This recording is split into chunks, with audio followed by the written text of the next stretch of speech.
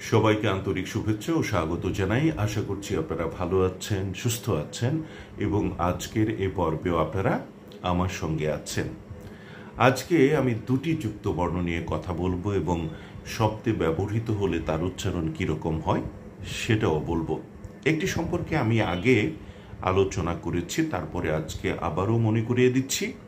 এবং এই দুটি যুক্তবর্ণ দেখতে অনেকটা একরকম, এজন্যই আমি একসঙ্গে আজকে আলোচনা করছি। একটির সঙ্গে আপনারা পরিচিত, দুটির সঙ্গে পরিচিত। ক্ষীয় এই বর্ণটিকে আমরা চিনতে পারি, নামও জানি যে ক্ষীয় বলা হয়। এটি হচ্ছে ক এবং মূর্ধন্য স এর যুক্ত রূপ। ক ও মূর্ধন্য স একসঙ্গে হলে হয় ক্ষীয়।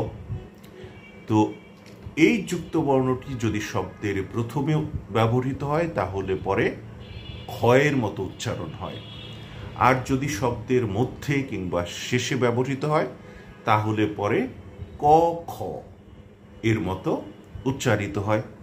আমি মনে করিয়ে দিচ্ছি কিছু উদাহরণ, যেমন ক্ষত, ক্ষয়ের মতো শুরুতে, ক্ষমা, ক্ষান্ত, ক্ষতি শুরুতে বসলে ক্ষয়ের মতো উচ্চারণ হয়। এবারে আসুন শেষে বা মধ্যে যদি বসে, শেষে বসলে যেমন বক্ষ, কক্ষ, ক খ এর মতো উচ্চারণ হচ্ছে ক্ষীয়টা।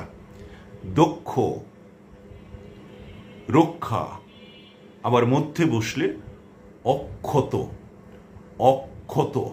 এই যে ক আর খ আসছে, এই হচ্ছে ক্ষীয় এর উচ্চারণ রূপ। আপনারা এটা জানেন, আমিও এই বিষয়ে আলোচনা করেছি, অনেকটা বিশদভাবে আলোচনা করেছি।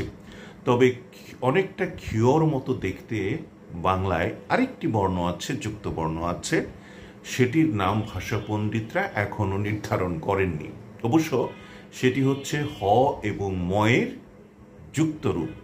সেটি হ এবং ময়ের যুক্ত রূপ। এর মানে বিধিবদ্ধ নাম আমরা এখনো পাইনি।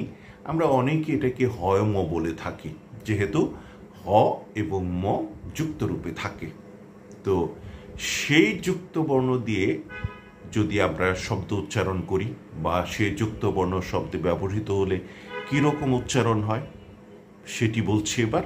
যেমন ব্রহ্ম, ব্রহ্মচারী, ব্রহ্মা, ব্রহ্মাণ্ড, ব্রাহ্মণ, ব্রহ্মপুত্র, ব্রাহ্মণবাড়িয়া,